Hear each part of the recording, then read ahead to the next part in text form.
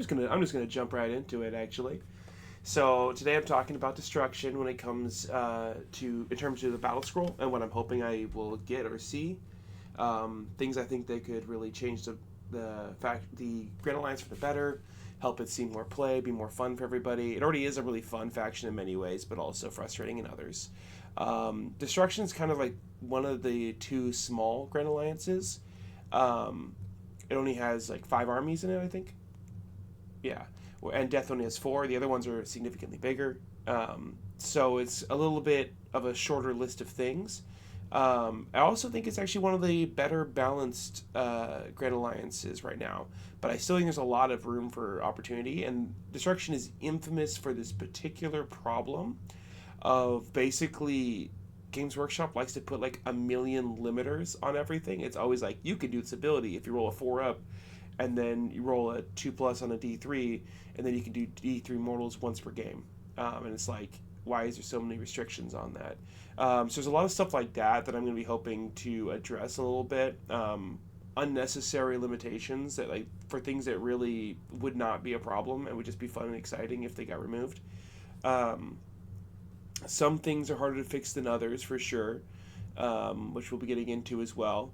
Um, I play a lot of destruction, specifically ironjaws. I used to play kruleboyz a lot, but I haven't really been liking where this edition's version of kruleboyz. I've been finding kind of like just dull, and I'm hoping that some of the changes that I have in here would actually make the army fun, because it's currently not really very fun. Um, it's good, but it's not fun. So I'm trying to address some of those things, do some more subtle changes within the armies I think are already doing pretty well in terms of balance.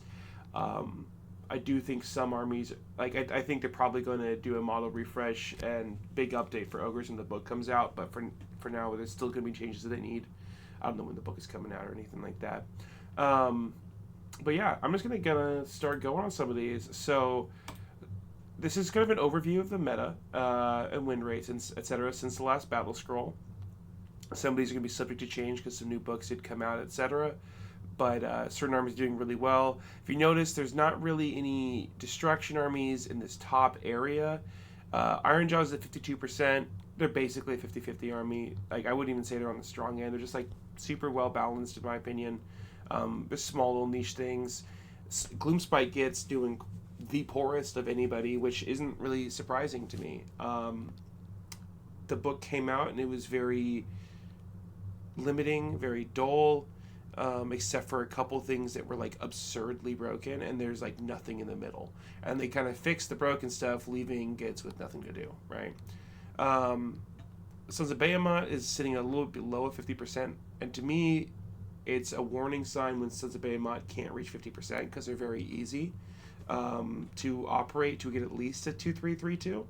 Like if they're not reaching a 3-2 average, then you have a problem with the army. Like the army needs some help. So we're getting into some of that. What else is there? Yeah, kruleboyz exactly 50%. But just because they're at 50% doesn't necessarily mean that they're properly balanced, as anyone who plays kruleboyz knows. And then the Maw tribes are at 50.7, and I think that is actually kind of reflective. I think they are a very well balanced army. So we're going to start off here with the gloomspite gitz. They're not doing well in many ways, not just in terms of win rate. They're very boring to play right now. A lot of their rules aren't very interesting. They do have some really cool ones, and the ones that there's a lot of like neat tech that is, in my opinion, ghastly overpriced. So if you look at like their units, nothing's at a 50% win rate. Not even the war wheelers, which are crazy strong. But some of the units are particularly bad. Mangler squigs, I'm a little surprised to see that low. I think they're actually kind of decent, but you know, I also always have hot takes like that. Doomdiver Catapult is very overcosted for what it does. It's super inconsistent. It doesn't even hit that hard. It's a cool unit, but like I've never even heard of someone considering putting 2 in a list, for example, because like it's just very expensive. And everyone who does is clearly suffering for having put it in their list. With 185 games having that low of a win rate, if you have a single Doomdiver, that's pretty telling. Um, Loon Boss, Loon Boss and Mango Squeeze. Some of these like units, like Fellwater Trogs, are doing pretty bad. In general, Trolls aren't doing very good. I don't think that like Rock Guts are necessarily bad, but like I think they're actually pretty good. And same with the Dankel Trogoth. But a lot of the stuff that goes with them isn't super great. Um, and there's some units that I think have a decent win rate, like Trug, that I actually do think could use some help to help people lean into more interesting play. And the other thing that I want to get into is the way that the spiders just suck, and are weirdly expensive in some cases. Um, so here's what I would change with them. I put the Dankhold Trog boss down 20. His win rate's okay right now.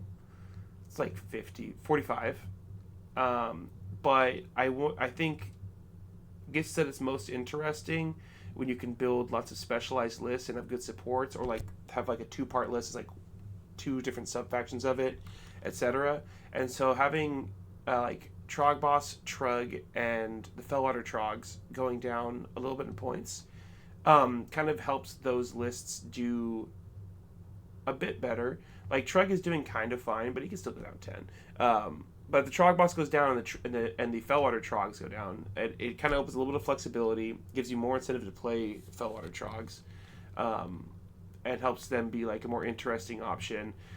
The Trolls do have a little bit of a thing where like when you can play a few too many of them, they can be pretty potent. So I didn't want to lower the points that much on them. But there's a lot of other changes you can see here that kind of add up to support it. So a lot of these heroes I was going through, like they used to be in like third edition very, very cheap because they're goblins. Like their stat lines are terrible, and a lot of their abilities are like kind of cool, but like the Web Spinner Shaman's ability is pretty dope, but he's sitting at 100 points. There's other armies that have 90-point support pieces like that. Like, yeah, he is a wizard, but he basically is just a wizard. Like, he's never going to fight anything successfully. Like, he's not going to kill any models. He's not going to survive anything. So, making him go down to 90, same with the Fungoid Shaman, I think is a small upgrade. The Loon Boss is currently sitting at 90. I think it can easily be 70. Like, if you look at, like, the Hobgrot Captain, Slitterboss, he's 70. Loon Boss could probably be 70. And I think it'd be much more interesting to play. 90 points is way too much for that. Snarlboss is, I think, a pretty good War Scroll. And I think he's not significantly overcosted, but a little bit down would help. The big one here of the heroes is the Web Spinner Shaman on Ragnarok going down 30. Right now it's 250. I think it would be completely fine at 220. It still wouldn't be a powerhouse, but I think it'd be an exciting option at that point. At 250, it just doesn't do enough. It's pretty fragile, does not hit super hard, but it hits decently hard. And it's got like nice utility, but like you don't really want to pay 250 for it. Like, you know, the things you get in other armies for that many points is night and day. So him going down 30, I think, makes it a little bit more exciting. We might start to see some more spiders on the table. On that same vein, Spider Rider's going down 20. 110 for them is kind of crazy. Like, they don't do anything. Their damage is quite low. They're not super fast. They're very fragile. They do have some neat tech, but like, no way in hell am I playing 110, and no one else is either. Like, no one brings it. They're not even on the popularity of units because they're not brought at all. So them going down to 90, I think, makes them an interesting choice for screening, for taking up space, and you can get a critical mass of them when they start doing a decent amount of damage, all the little chip mortals they do. And with all these other changes here, you might start to see some degree of spiders doing something. So I wanted to remove the once per turn army from Webflinger and War Party Ragnarok's rampages. The Webflinger can like reduce attacks on monsters, which is fine. You know, you can't affect the same monster multiple times, and if you have multiple Webflingers, just let me do it. Like, it's so small. There's no reason to a once per turn army. And the War Party Ragnarok, he does charge mortals, and there's no reason for that to be once per turn. Like, if someone wants to play like 3 Ragnaroks and charge them in and then do D3, D3, D3, it's like, it's not even particularly strong. Letting them all do it at least like makes it kind of cool, kind of fun and exciting to be able to hit, because they hit each unit within range, so you can kind of do a cool thing where you're hitting like 3 units at a time. If you do it twice in one turn or 3 times in one turn, you're like, yeah, that's kind of cool. It's definitely more exciting than not being able to do it at all. And then them going down 10 points each, I think. Oh, I don't know what I did there. Oh, there you go. Also helps in that regard.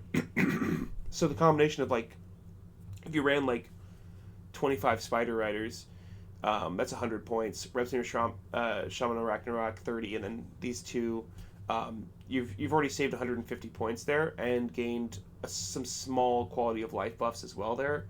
Would it be enough? I don't know, but it certainly would be better. The Rebsinger Shaman also going down 10. Like, you could save like 200 plus points on a list with these changes and gain some contextual advantages of being able to do your once per turn army things more. I think these changes. Oh, and the other really big one is Doom Diver minus 30. The current catapult's like at 170, and if you compare it to like the artillery of like any other army, it's not really that much better than like the cheap ones. And like you'll see like cannons are 110. It's better than a cannon probably, but like the Chaos Dwarf artillery is 140. Why is this thing 170? Like, going down 30 points makes it a much more interesting option, and I think makes some of the fairer builds of like mass infantry and spider riders and stuff like that, and even just like the Snarl Boss stuff supported by Doom Divers, much more compelling, and it makes Trogs better too. Like, if you have a Trog castle and then you have like 2 Doom Divers that now cost 30 points less each, you got some interesting things going on. You're hammering your opponent from range and chipping them down, and I think these changes would help Gitz win more games, but also feel better and have more interesting list diversity. I'm not sure that people would still even play most of the spiders anyway with this, but I think the Shaman and the Spider Riders would see play at those points. So that's what I would do for Gitz. There's probably things I'm missing. I'm not really a Gitz player, but I'm not really super aware of any rules that don't interact very well with them. But there's probably some changes there that would be helpful to adjust as well. All right, going on to one of my main armies here. Well, I'm not here. Ironjaws. So Ironjaws is, this last year I was #1 ITC Ironjaws. Play them a lot. I love Ironjaws. And they are a really fun army for me. They're very interactive. They have really cool mechanics, but they also have a lot of frustrating things. There's some stuff that I hope we can get some really cool soggy war scrolls for basically in the next batch of those things. But I think they actually have quite good internal balance. Basically everything in the book is about as viable as everything else, barring a few exceptions. There's a couple units that are maybe slightly too strong and a couple that are maybe slightly too weak. Their win rate is just above 50%. I'm not particularly worried about that 2%. I think they're very much in the healthy range. But there are some changes I think we should do. So I think the Tusk Boss is a little bit too strong for his points. He already did go up 10 points. I think he should go up another 10. He's just, at 250, he hits very, very hard. And it's hard to justify bringing like any other threat. On that same note, the Hacken Crew is just a much worse version of the Tusk Boss with a worse ability and worse stats, and for some reason costs the same points. So I think he needs to drop. Like, he's like the only unit in Ironjaws that has like an actively negative impact if you put him in your list. His ability sounds cool on paper, but the reality is it literally never comes up. I've never once used the Hacking Crew's ability, and I've played him in like 2 GTs and an RTT and a couple TTS games. Never once has it been good. So he basically doesn't have an ability, and he should be the kind of like just a cheaper beat stick, but he's not cheaper. So this helps with that. The Mega Boss on foot, going down another 10, put him to 140. That's where I think the breaking point is for him. Like at 150, he's almost good. He's almost playable. You're like, I can justify it, but you're like doing a little bit of like coping and reaching to make it work. At 140, which is crazy, he started at 230, which whoever thought that made sense, crazy. But at 140, it's like he's pretty tanky. He fights okay, and his ability's decent, and then he's kind of a nice enabling piece. Um, he lays the beat down to a decent degree. Um, and I think that would be a little helpful tweak in the right direction. But there's also some other changes here that I think would really help a lot of these frustrating aspects of Ironjaws. So firstly, the Iron Fist subfaction says, like, the first time each turn one of your units kills another unit, the next unit of yours to fight gets +1 to hit. So you don't get to like get a free all attack on someone or something. You get +1 to hit on the next unit that fights the first time you kill a unit each turn. I think they should remove the first time. I think you should be able to like slowly. You don't have like too much. Like if you could pull off a chain with Iron Fist, it feels great, and I don't think it'd feel particularly bad for your opponent. Like if you manage to go like, oh, I struck first on this unit, killed this small unit, my team's gonna get +1 to hit, and then I'm gonna give strikes last something, get +1 to hit here, and you go boom, boom, boom, and you kill them all, and it's like it feels kind of cool, but it's not like it's giving you the strikes first, not like it's giving you strikes last. It's +1 to hit is like kind of necessary when you hit on 4s, and there's also other ways to get +1 to hit, so it's not like you're doing something that the army can't normally have access to. So I think removing the first time creates this nice like gameplay fantasy moment where like you can dream of a really cool moment and build a list around it and then make it happen, and that's really satisfying. I think pretty much everyone agrees that Mega Boss of Mock Russia should have the Mega Boss keyword. He might need to go up 10 points or so if he added that, but him not having Mega Boss keyword is just weird. Like, I think pretty much everyone is like, wait, what do you mean the Mega Boss isn't a Mega Boss? Yeah, you're just saying that basically Mega Bosses go down 20 on foot. I kind of agree.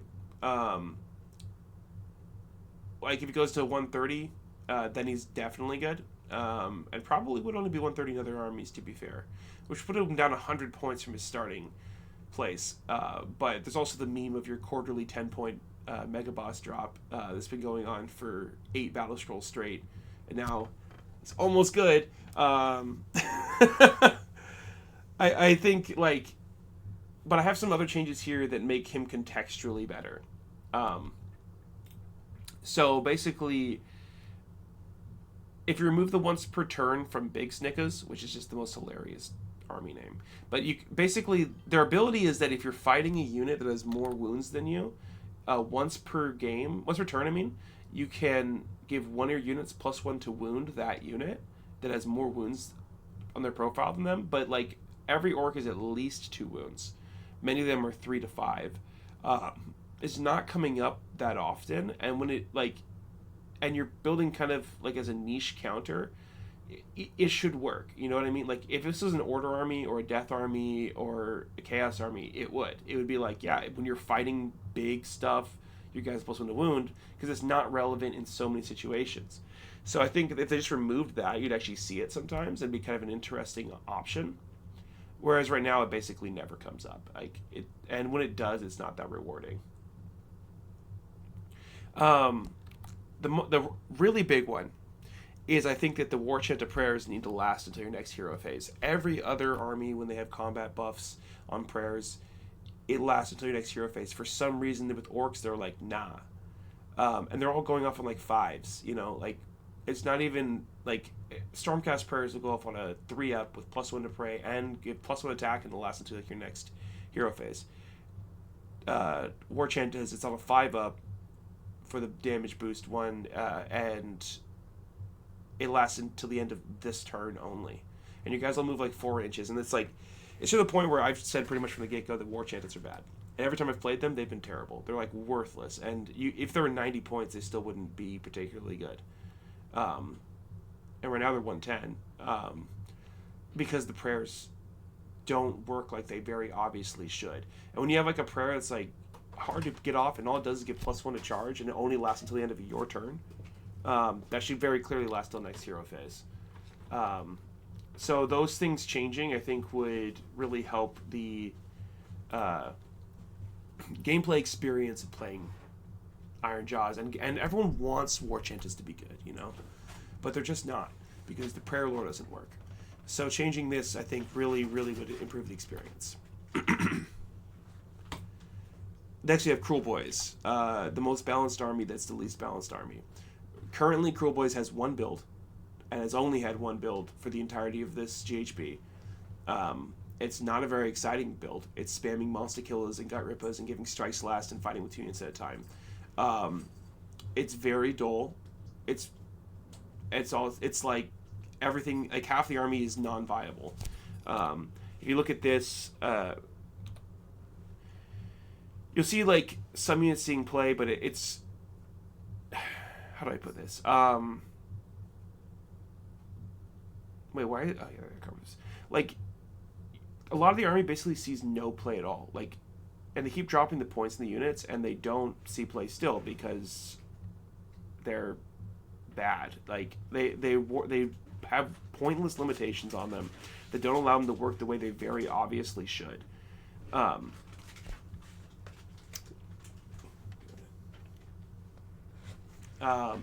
So I think, like, I have some ideas for how to change this. The sub-factions are a problem. Some of the artifacts are kind of weird. Like, they made all these artifacts cost points, which I don't really think they needed to. But you only really see 2. You still don't see Eyebiter Ash or Skin Wrinkler Lava, even though they have these points upgrades. But here's the big thing. Quarterly Nash 2 points decrease. Well, they already got the Mega Boss decrease, so I do actually think that they should be adjusting some of the non-soggy War Scrolls that have been sitting. Like, yeah, you have the soggy ones, but, like, you can still fix the other ones. So my first change I do is change the Gobsprax's ability to, instead of being once per game for some reason, because what he does, he unbinds on the 3d6 once per game. Why is that not, like, at least once per battle round? Or once per turn even, Like, that's his whole thing.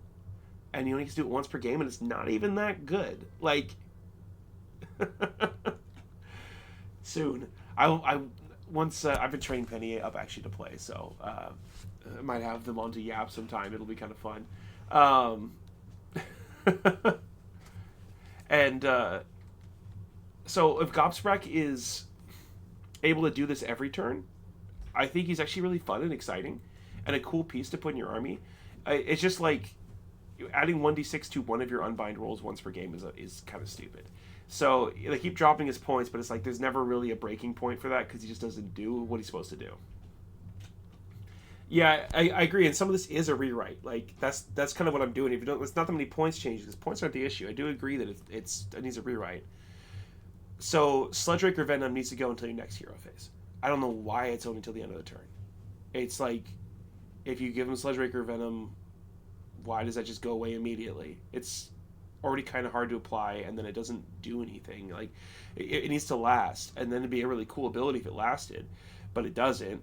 So it's stupid. And then there's like cool interactions you could have with it, where you're like putting debuffs on people and shooting them with like crossbows that have Sludgeraker Venom or whatever, or hitting with Hoggrots or whatever. There's like a lot more interesting gameplay moments you can do there, a lot more tricksiness. The Killer Boss on Vulture should definitely affect all friendly kruleboyz. It lets you like re-roll a redeploy. Why is it only gut rippers? Like, you can't even do it with like Hobgrats. You can't even do it with like heroes. You can't do it with the Vulture himself.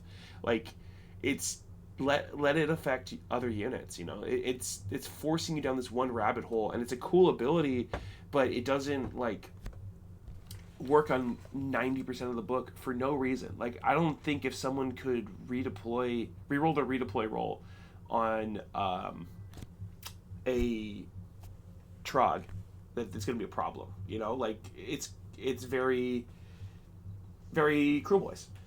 On that same note, Dobby, the March Corrales Logoth, should also affect all kruleboyz, not just infantry. Like, let me run in with my troll and run and charge and like slam him in there. It's fine. Like, that's not a scary thing. And if you kill Dobby, he dies. It's a support piece that should support more than just one tiny angle of the army. The army is not just 2 units. Monster killers obviously need to go up 10 points. They went up. They were 110. They were getting spammed like crazy. Went to 120. Still getting spammed like crazy, and everything else has suffered because of it. And that being at 130, I think would be a nice breaking point where they start to be like, okay, it's fine. Totem should be free. I don't know why this trade piece costs points. You need it for access to your rules. The army's fine. And Beast Skewer is down 10. I like they're kind of fine at 140, but they're power disparity when shooting at monsters versus not is kind of huge. Yeah, if Dobby would be an auto clue, but he already is. Like, when's the last time you saw a kruleboyz army that isn't playing Dobby? There's not very many war scrolls in the army, and he's kind of required, but I think he's also like the only buff piece that works with more than like one model or does anything. So like if you have Gobsprak and Killaboss doing more utility, and Sledgerakers doing more utility and having more useful abilities, there's reasons to take other units. And he's still like this also puts him up 10 points. I don't know if that was clear, but yeah, I agree. Like that's why I was saying the totem should be free. Some of the enhancements are very strong, but at minimum the totem should be free. And my last change I would change is the middle finger should affect all shooting. There's no reason to make it just pick 3. Like, let it affect all little chip shooting and just little annoying things and affect the hobgrots. Because I think it's kind of interesting. I actually like enhancements and sub-factions costing points. I think it's a really good balancing tool. And it lets you do things that are more powerful, but then there's a downside to doing that. Whereas in all previous editions of this game, it was always just like the best one is the only one that's ever taken, and there's nothing you can do about it.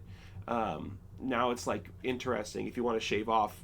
My gripe is actually that they don't make them cost enough. I think most of them should be more expensive than they are, and then other things can be balanced down because right now so much stuff is balanced as if you're taking the right sub-faction for it all the time. And that sub-faction should cost more and they should cost less is my kind of take on it.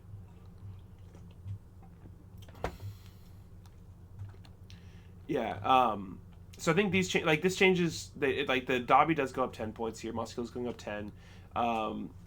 And I think these would allow for a lot more variability of builds and a lot more fun gameplay with kruleboyz. Like, if you have access to these rules, there's so much more interesting things you can do. It opens up a lot of builds and a lot of cool plays and lets you feel more clever as opposed to what it currently is. There's probably other changes that would have to be made as well to really, really open up the book, but I think this would do a huge amount to make kruleboyz fun again. MKBFA. Make kruleboyz fun again. All right, so moving on from kruleboyz, we got ogors. Now, ogors are one of those armies that we are pretty sure is going to get a significant refresh. Okay, I see what you're saying about the enhancements, but the thing is, like, realistically, it's never going to be perfect. It's like if you look at, like, Yu-Gi-Oh! As a card game, right? They have this problem where things don't cost anything, and so it just inevitably spirals out of control because it's impossible to balance perfectly. It's actually impossible. I think that they could be way more creative and don't have to make them all try to feel super equal. Like, imagine if every single unit in Warhammer cost the same points. It would be boring because like they'd all have to try to be exactly as good as each other, which is impossible, and it would just be a problem forever. And that's kind of what they were doing with that. And I think the frustration you're experiencing with it has less to do with those points and way more to do with how the army doesn't work. And so you're like, it costs 30 points, but I have to take it. What if you didn't have to take it? What if there was what if the rest of the army actually fucking worked? And so there's actually other options. Right now it feels like just attacks because there's no other options, because the army sucks. If the army worked and you could take other sub-factions and it didn't feel like shit, then the 30 points on the extra attack wouldn't feel bad, because you're like, okay, when I want to do that, I'd pay 30 points for it. I hate having to pay 30 and have no other options. Going into ogors I actually think are quite well balanced. So they have a 50.7% win rate, and I think it's actually pretty accurate to what their power level is. Most of their units are quite fair. Frost Sabers have a little bit of a high win rate, but it's also 58 games. So, like, a couple wins here or there kind of throws it off. Nobblers at 56 is a little bit surprising to me, but I think it may actually mostly just be a case of the types of players who understand they have to play screens do a little bit better, as opposed to Nobblers necessarily being problematically strong. I think they're kind of fine. Maybe even slightly weak, but Ogres benefit a lot from having some screens. So you see the Frost Sabers and Nobblers pumping the win rate up a lot because they give you access to things other than just slamming it and hoping it's good enough. I'm liking the heated debate in the comments.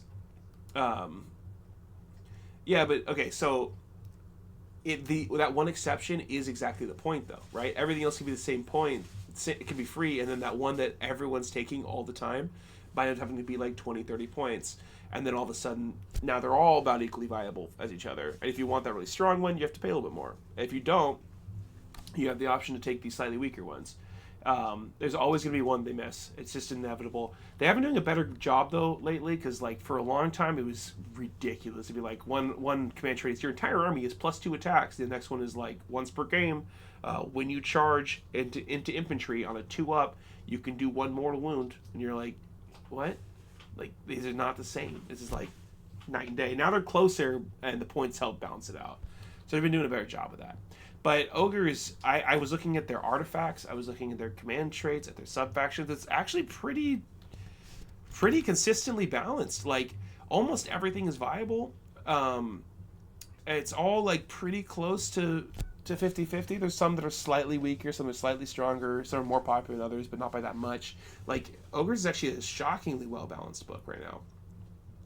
There's a couple exceptions. The Tyrant being the most notable one.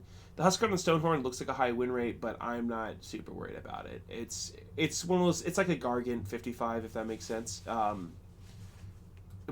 Slightly more often than not, it works, but it's not a problem. I don't think. There's some units I put buffs in here that I actually have a positive win rate, but there's some things where they don't really see play in a meaningful way. They kind of just show up as like fill up the list sort of thing. And there's one unit that I think I considered dropping points on and then didn't, but like there's arguments for it. So here's kind of what I do. It's not very much. They're quite balanced. But the Tyrant going down 10, I would much rather him get reworked, but I don't know what I would do. I think he needs a War Scroll. He needs a Soggy War Scroll. He just doesn't do anything. But if he's down to another couple points, it's like, oh, it's something. You know, he's a tax. It just is what it is. His War Scroll sucks. But if you make it too cheap, it could be a problem. You might be able to go down 20, honestly. I'd put him at 110, which sounds like crazy, but he really does not do a lot. And then you could maybe see people running him as like a little beat stick. Mournfang packs going down 10. Now, Mournfangs do have a positive win rate, but my thoughts on it is that it's more of a like sometimes people run 2 of them because it's like a little thing you can slot in to an awkwardly pointed list. I don't really see anybody ever bringing Mournfangs as standalone threats. They're just filler. But they're not that far off of being like they are good, but I would like them to be more worth considering as a like reinforced unit for threats and stuff like that. Yeah, like Mournfang. Yeah, so I would have lowered Mournfang 20 if I had looked at the stats. But their win rate is positive. But I could see it. I definitely think like on second look here that the Tyrant should probably be -20. The Soggy Scrap Launcher going down 10 is fine. It's already pretty cheap. It just fits in a little bit easier. Man-Eaters are the other one that no one even plays. Man-Eaters. I've never seen them on the table, but they're kind of cool and they have fun lore. And I forget they're even in the book because no one plays them. Them going down 20 points might make them kind of a fun little piece to throw in there. They're not like terrible. They're just not good either. So being a little more efficient, maybe. I didn't say Legends when I was looking at it, but whatever. It's a very small book. there's not a lot of changes to be made, and I think most of the stuff is quite well balanced except for the tyrant, and I don't think Warfang Pack are that far off. Um, the one other change I was considering, but I'm not sure it's wise, is dropping the Huskard on what was it? Not That's what they called Thundertusk. Huskard on Thundertusk, but he's already really cheap, and it's a pretty small number of games here. 53 games with him. I'm not. It's like barely a difference in wins and losses with that. So I don't think that's maybe necessary. I think he's kind of fine. My stream is lagging a little bit. It does do that sometimes. My internet is not the most consistent. Okay. Yeah. So that's ogres. I think they're in a good spot. I think a lot of people are excited about ogres right now in general, and then I think we're all looking forward to what because we know they've got to be getting some cool stuff. There's so much cool creative space with them. When their book comes out, I'm hoping it's like a really dope add-on. Lastly, we've got the Sons of Behemat, which I think are in a terrible spot right now. Every list that's winning with them pretty much is running the Big Pigs ROR, which is carrying a lot of the weight, and they're also running Kragnos, so they're spending like 1,000 points that are not Gargants. You don't really see like just Gargants lists doing well ever. Like they're pretty terrible. It's one of those things where it's like if you just don't play the Gargants in the Gargants list, it's pretty good. So I'm hoping to change a little bit of that. If we look at like their overall win rate is not good. It's 46.4%, which is not terrible, except for when you factor in how high the skill floor is for Gargants. Like, you can be a pretty bad player and get 2 wins with Gargants. Like, that's kind of their appeals. They're kind of simple. And so they should generally have a higher than average win rate because it's pretty easy to do decently. It's very, very hard to do really well with them. Like, there's still a lot of skill expression to be had, but, like, getting a 5-0 or 4-1 is very hard. But yeah, their biggest problem is they don't have enough models. Like, they just don't have a big enough range. They basically have 2 models, babies and bigs. And hopefully, when they get a book, they get like a terrain piece, maybe a small screening unit. Like you were saying, the little broads, weird guys as screens, like little things like that. They need a couple tools for sure to make the army like work better. But I did come up with some changes here. So if we look at like what units are succeeding, no one's playing Kraken Eaters, and they're not doing well. And so I did some changes for that. Beast Smashers not doing well, and I think it's because they're pretty pricey. It doesn't make a lot of sense to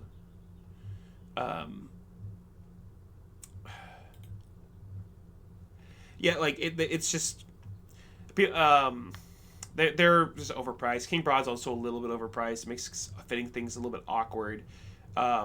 But they're all kind of doing badly. There's also some issues. I didn't actually put it with like certain artifacts being very, very powerful and making certain units overperform. Namely, Calloused Feet is like super strong, and it outclasses all the other ones. So I think that one needs some points changes, and it will help balance things out a little bit. The other thing is like doing pretty well is Singleton Man Crusher Gargants, and I think it's another one of those cases of just like people who acknowledge it needs small screening units tend to perform a little bit better. They score better, so they win more games. I don't think they're a problem at all at 54%. I think it's just that like the better players tend to take 1 or 2 to kind of fill in the holes that their army leaves. But I think they're totally fine.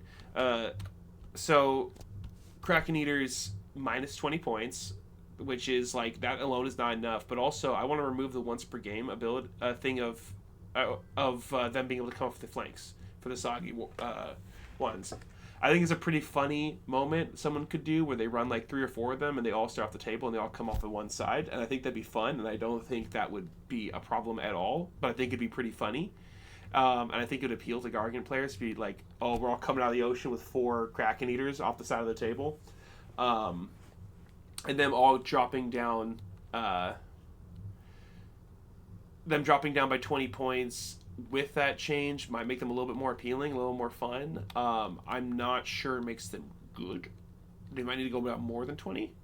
Right now they're 460. I could see them at 420. Blaze it. Like if you look at a lot of other armies monsters, the reality is that they actually just outfight Gargants for the point cost. Like that's one of the problems with them. Like they're priced in a way to basically prevent you from playing 5 bigs, which I get. But unfortunately, a lot of them really should cost like 400. But they're over that to make sure that you can't. I actually forgot to put this in here. I think that the War Stompa should drop 20, and then the extra Callous Feet goes up 20. So the War Stompa with it is the same price as it is now. I should have put that right above it, but I don't think it's a problem, but I just think there's a little bit of a problem of diversity of what's good in terms of artifacts. So if it costs 20, but he goes down 20, he's the same price overall with it. But then if you don't want to take him, it's cheaper. It's 420. Kraken Eaters, actually, I should probably put down like 30 or 40 points instead of 20. Beast Smasher down 20. Broad minus 10. Just little small changes helps you fit like an extra baby in somewhere. A little bit more flexibility. Helps you use some RORs a little better. Stuff like that. And Man Crusher mobs for some reason costing more than like three Man Crushers and a Man Crusher mob cost more than the three single Man Crushes, which is usually better anyway. So it's sort of weird. Like it should be the same cost. So I just kind of fixed that. I understand the idea is like you put a buff on them, but like you don't really, like what do you all attack? Sure, like it's fine. I just doesn't make sense to me. I think some of these changes might help a little bit with list diversity a bit. I mean, they, like at the end of the day, they basically just don't have enough units in the roster. That's just the reality of it. Like, there's only so much you can do when you have 2 kits. Yeah, multi-bracket would also be a good idea. Or, like, bracket more significantly but be stronger when they're at full health. I also think that, like, Timber should... Like, if I was going to write a book for them, I would make Timber do a lot more. Like doing like D3 mortals or D6 mortals, I would do a lot more than that. And it's like not even consistent on being able to do it. Like it's a very destruction coded, but like rolling a random amount of damage when you also only randomly about half the time get to even do it at all it's just bad. You know, like it. Let people do their thing. And stop destruction locking them where they can't play with their rules. I would definitely change a lot of stuff about them if I was to write the book, like, and give them. Like, I think the index for them is actually kind of interesting. They get some cool stuff, but like, they need to have more consistent access to their rules. And like, when you're doing damage only on a 4-up with some of these abilities, it should very clearly be like a 3-up at least. Like, if you're gonna give me one attack that does like 5d6 mortals, make it a 3-up, dude. I'm gonna have 400 plus point monsters. All it's doing is smacking. And I'm giving up all my attacks just for the opportunity to do a one-hit wonder, and I'm still going to fail it a third of the time on 3-up. Like, it's frustrating, and I think Gargant players feel it, and they don't get to live their, like, cool gameplay fantasy. I think, like, you could lower most of these guys' points even more. Like, Brock could probably go down to 20 or 30. Beast Smasher could probably down 30. Kraken Eaters could probably down 40. And I think it'd be... Like, actually, Kraken Eaters could probably go down to 40 points, to be honest. At 420 points, like, they would not be a problem. No one's really taking them. They're fun. They're interesting. And if there are 420 points, you could bring 4 of them, and like a Man Crusher mob. And I think that'd be totally fine. Like, they don't hit as hard as the other Gargants. They're, they're looking the extreme skew, and then they're also bad at doing that skew. That's kind of the thing. Like, I think anyone playing Gargants signs up for the skew. They know what they're doing. But then it doesn't work because they're overcosted and under effective. and it's to the point where it's not fun to play them. You pretty much just, in playing Gargants, you're pretty much just watching yourself get tabled and doing nothing every game, and that's not exciting, you know. So Beast Smash to Smash changed to a 3-up. I should have typed that out. Now I'm thinking about it. Yeah, I kind of agree, but like their offense should be a little bit more consistent. You know what I mean? Like if you there's a lot of stuff like this. Okay, so like let's just say as an example, who wins in a face-to-face fight? A Gatebreaker or Durthu? I'm not sure it's the Gatebreaker, and the Gatebreaker is a combat monster who costs like 150 more points than him. Um, and that's a bad feeling. And I'm not. That's not even to complain about Durthu. Like, they're both playing the same role. But the Gargant doesn't have access to anywhere near as good support and utility. Doesn't have any other army units to support it, and loses in a one-on-one fight. And yeah, like I think like the suplexing should do hella more. Like if you suplex somebody, it should also just like do a lot of damage to them. Um, and damage to all the other stuff around it. Like when you grab them and slam them in, it should do like D6 mortals and then D3 to every other unit within combat range of them. And like when they do timber, it should be 2D6 mortals. Like if a giant falls on your infantry squad, and it should like versus infantry, it should be 2D6 mortals, not just 1D6. There's a lot of stuff like that that I would like to see. If the beast smash is giving up all his attacks, it should be on a 3-up, not a 4-up for the smash. You know, all those abilities should just do more, and the monster's actions should be a little bit more consistent, a little bit more powerful. Some of them are good, but yeah, like they're obviously not exactly the same. Like it's not an exact comparison, but the points difference is enormous between the two. And the problem isn't Durthu, right? The problem is that the Gatebreaker doesn't really break gates. He is sort of does okay damage, and then like against versus infantry or whatever, sure. I think they're also like a lot of the rampages shouldn't require dice roll. Like you shouldn't have to roll a dice to be able to try to jump up and down. You're already rolling a bunch of, like, there's a lot of stuff like that. It's like, let me just fucking use my rules, please. Stop destruction locking me. I 100% agree with that. Because like, it's not like you have 4 models on the table, and then all their abilities are locked behind a 3-up or a 4-up, and then allow you to then roll dice. And that's like, it's the classic destruction problem, where they just hate them having access to the rules. And then the rules aren't even that good. Like, damage is nice for sure, but like, it's not like, I don't know, like, jumping up and down is not a game-breaking ability. So, like, kicking an objective is really, really, like, really potent. But I don't think you actually have to roll to be able to do it. Just see how far it goes. And like, that's how it should be. Like you shouldn't have to roll to see if you're able to do it. Just see how far it goes. So I think there's a lot of changes like that. I do think that they kind of just need a new book. Like reworking them. Like there's a lot of soggy reworks I would do or something like that. Like one thing I'm kind of hoping for is for the soggy rules for the next GHB to be a little bit more wide in like in terms of like basically treat it like an opportunity to do a big like rewrite of a bunch of things that weren't right, which they kind of already did, but like a lot more heavy with that, like fixing sub factions, fixing a bunch of war scroll issues, because like they don't like to change rules and wordings on rules if they can all avoid it. But I think if you put it onto like a soggy sheet where it's like all these changes they've been wanting to make but didn't want to change the text, if they do that during that opportunity, I think it'd be a great opportunity to fix some of these armies that are struggling.